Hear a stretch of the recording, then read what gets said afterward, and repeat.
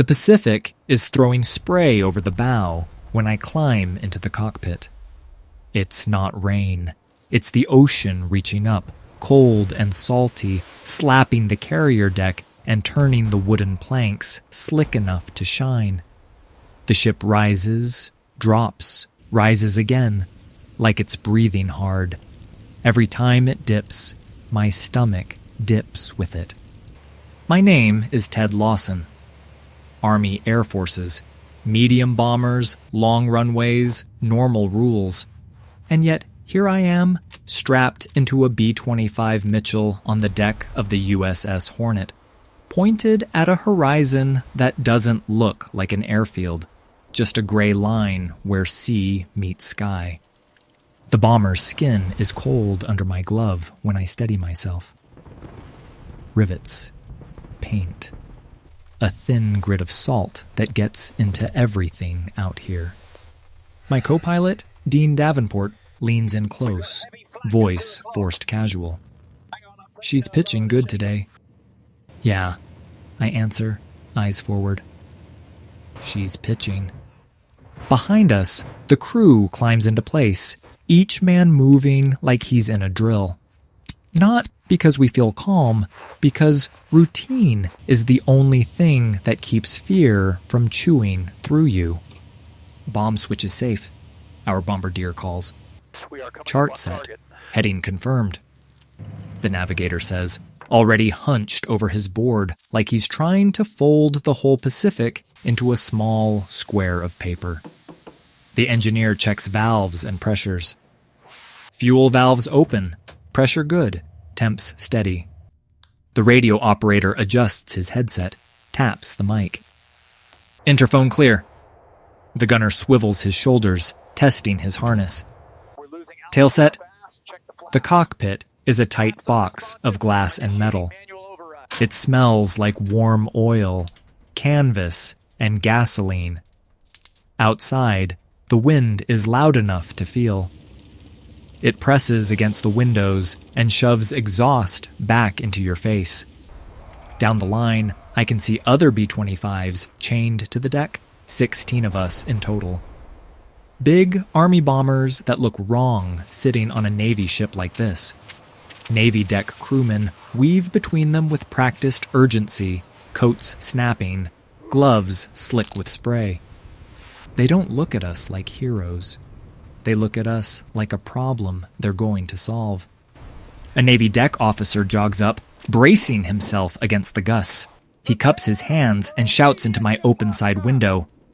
"Army, stand by! New word coming down!" A runner follows him, breathless, eyes wide. "Picket boat spotted the task force," he yells.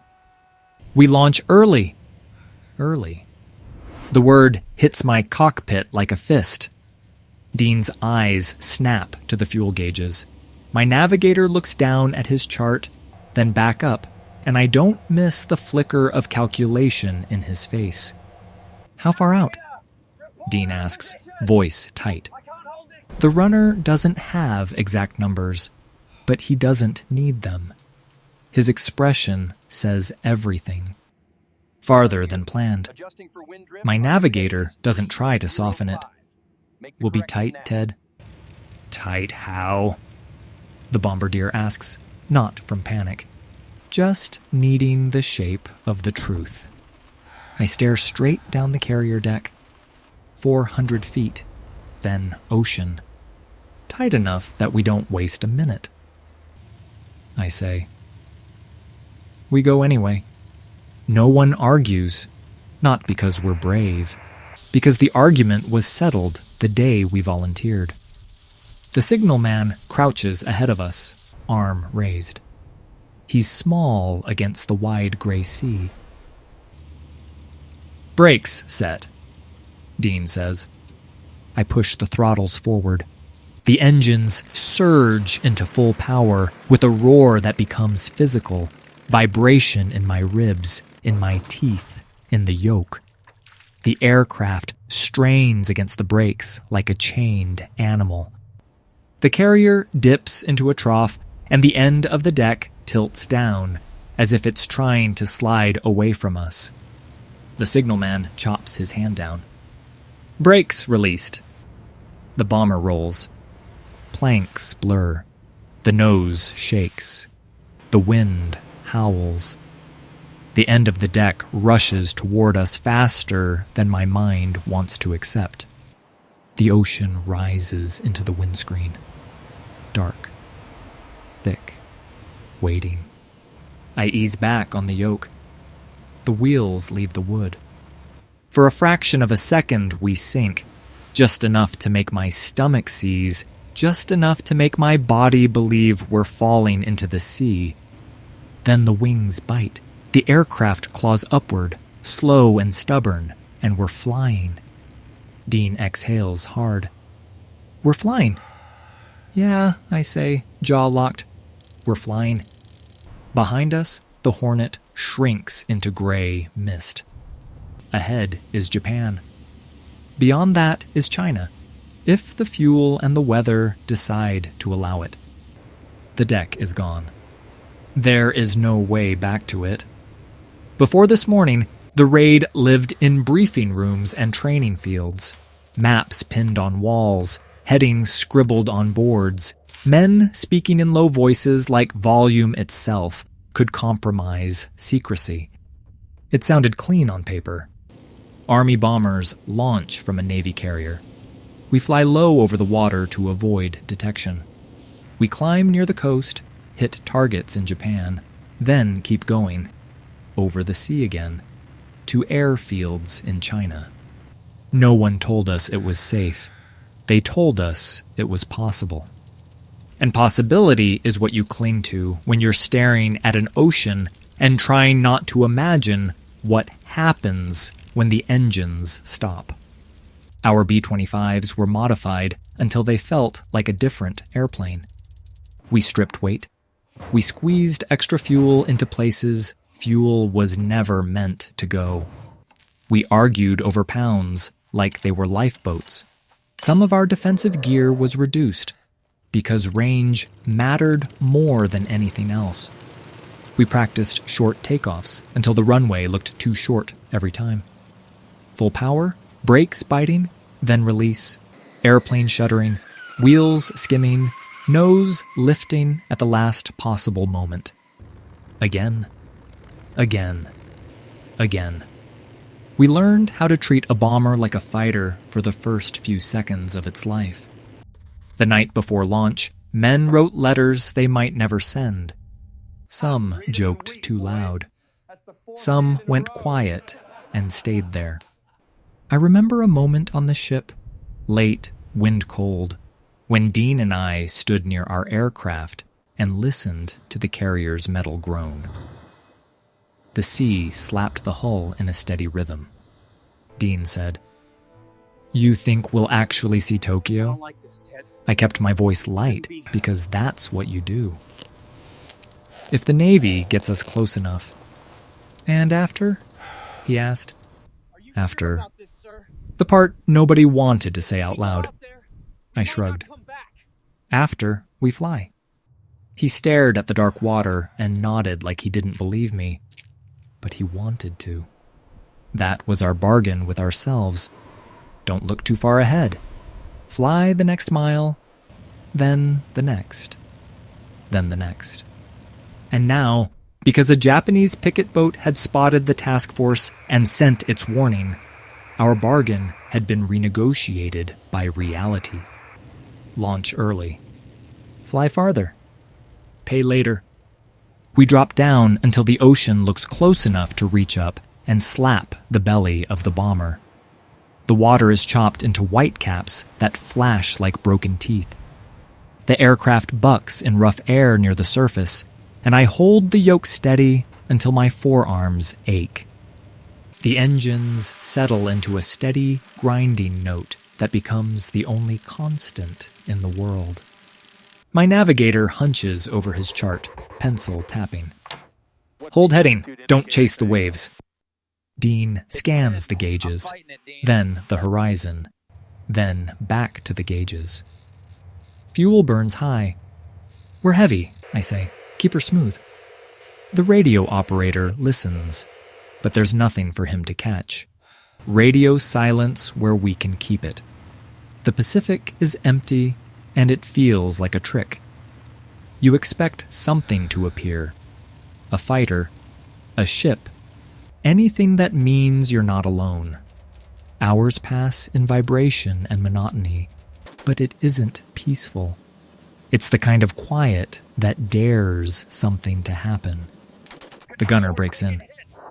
If fighters show, what's the call? Call early, I answer. Don't wait to be sure. Copy, he says, and I can hear the way he swallows after it. In a bomber, you don't see much behind you. You feel the world through sound. A change in engine pitch, the rattle of something loose, the faint thump of turbulence. Every new noise feels like an omen until you force yourself to treat it like data. Then the coastline rises out of haze. Japan, a hard line after so much empty water. Villages and fields appear, small and ordinary. Roofs, roads, rivers. A country at war that still looks like a place where people live their lives. My bombardier switches to his work voice. On my mark, bomb bay doors. Copy, I say. One run, then we're gone. Dean nods. One run? We climb, not high enough to feel safe, just high enough to deliver. The engine note changes. The air cools. Thin cloud slides past the windows like breath. I taste adrenaline, metallic and dry. And then Tokyo spreads out under us. Not a symbol. A city. At first, I don't hear the sirens over the engines. Then I see the ripple below. Movement spreading through streets like something dropped into water. My navigator points. Rail lines, industrial blocks, river corridor. The bombardier lies prone in the nose, eye to the bomb site, voice clipped and precise. Steady, little left. The first flak burst appears as a black puff in the distance. Then another. Then one close enough that the aircraft shudders with a dull thump, and the fuselage rings as if someone struck it with a hammer. Shrapnel snaps past with sharp little hisses. Dean's voice stays controlled by force. They've got the range. Hold it, I say, because bombing demands the cruelest thing. Fly straight while people try to kill you. A fighter flashes by, silver and quick, gone before I can register details. Fighter, 9 o'clock! The gunner shouts. Track it, I snap. Don't waste ammo. I'm tracking, he answers, tight. The bomber bucks in turbulence. Flak blooms around us, black flowers opening and fading in the air. The urge to jink is physical, like an itch in my spine. I fight it. Hold it. Hold it. The bombardier says. The bomb site is a strange intimacy. We are high enough to see rooftops and streets, low enough that it feels personal. I can make out blocks, canals, smoke from chimneys. Ordinary life beneath the machinery of war. Dean mutters. Just get us through this. Steady. Steady. A burst detonates off our left side, and the aircraft jolts. The cockpit fills with the smell of hot metal for a second. My bombardier's voice sharpens. Now! Now! Bombs away! The release is mechanical. A thunk. The bomber lurches upward slightly as weight drops free. I bank immediately, throttles forward, dropping altitude to escape. Below, impacts flash. Smoke begins to rise, thin columns that thicken as they climb. Fires bloom along rooftops and industrial blocks. Not the end of Tokyo. Not A decisive strike. But damage. Real, visible damage. A message you can see. Hits, the bombardier says. No celebration, just confirmation. Dean looks at the gauges, and his expression drains.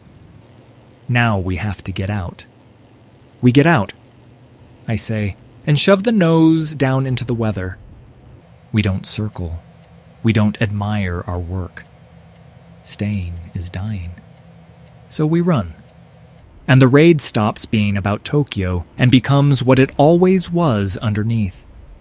A fuel clock. The weather turns ugly, like it's been waiting. Cloud stacks. Rain comes in sheets that hammer the windscreen and smear the world into gray. The ocean and sky blend into one black mass as afternoon bleeds into evening. The cockpit feels smaller. The noise feels louder. The instruments glow like little islands of certainty in a world that has none.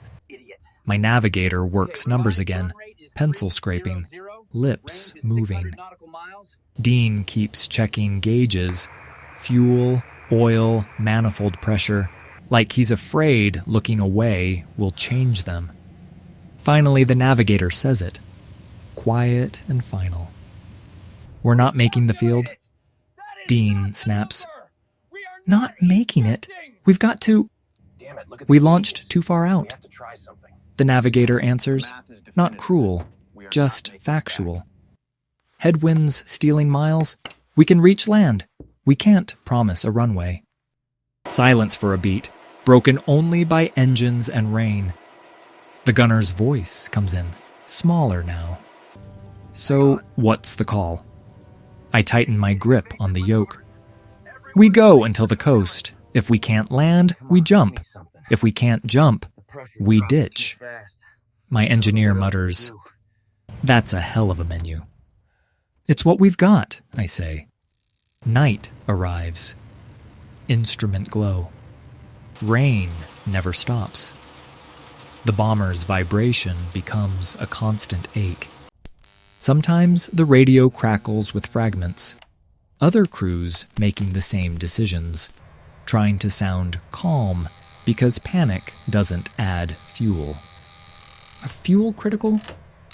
Can't see coastline. Going to bail? China is somewhere ahead, but it's not a friendly runway with lights. It's just land in the dark, and the dark doesn't care what you were promised in a briefing. Then the coastline appears as a darker shade of dark, hills and river lines under cloud shadows. Dean points. There.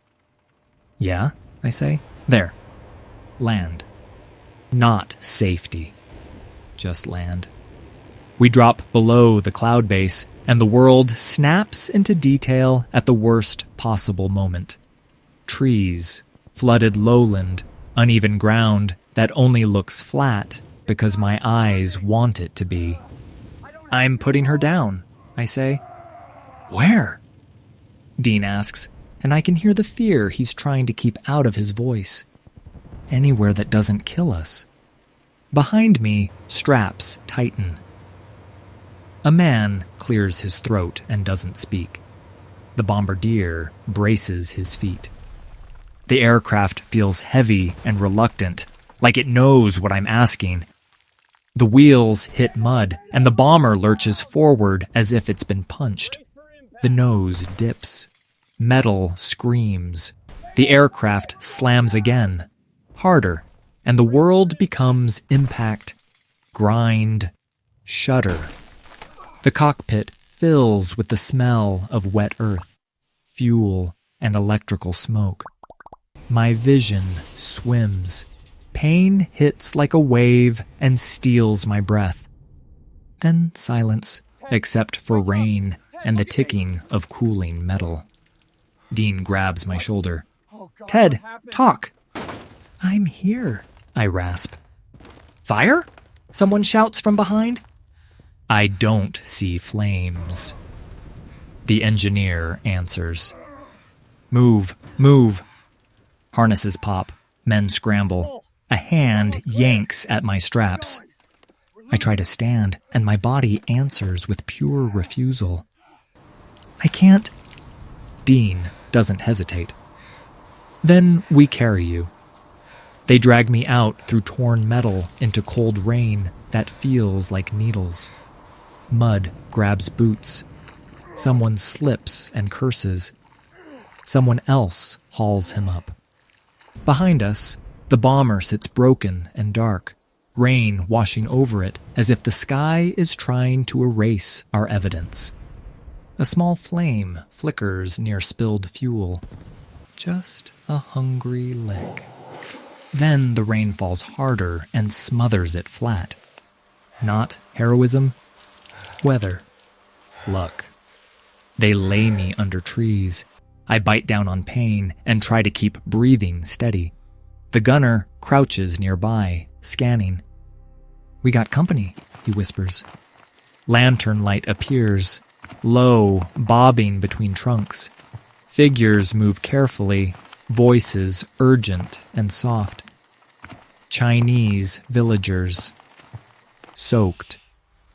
Tense. Fearful in a way that looks practiced. My navigator tries rough words. The villagers answer quickly. One gestures sharply. Hurry. They lift me again, and I choke back a sound. The world bounces as they carry me through mud and water, lantern light dancing. Then distant voices, shouting. A barked command. The villager with the lantern pulls it under his coat. The light vanishes. We freeze in near darkness, listening. Boots splash somewhere close. Dean leans over me, whispering, "Don't move." We don't. The boots pass. The voices fade. A patrol doesn't look 10 yards to the left. Luck again. Coin flip luck. Deciding who keeps breathing. When the lantern returns, the villagers move faster. They carry us deeper into the dark, like we're contraband. Because we are. Days become a blur of pain, fever, and motion. I drift in and out while my crew stays close, faces tight with exhaustion. Chinese hands bring water, food, bandages that look too thin for the job, but are all they have. We move at night. We hide in barns and back rooms and under straw. The air smells of smoke, animals, wet cloth. Sometimes I hear distant engines or boots, and my pulse jumps hard before settling again.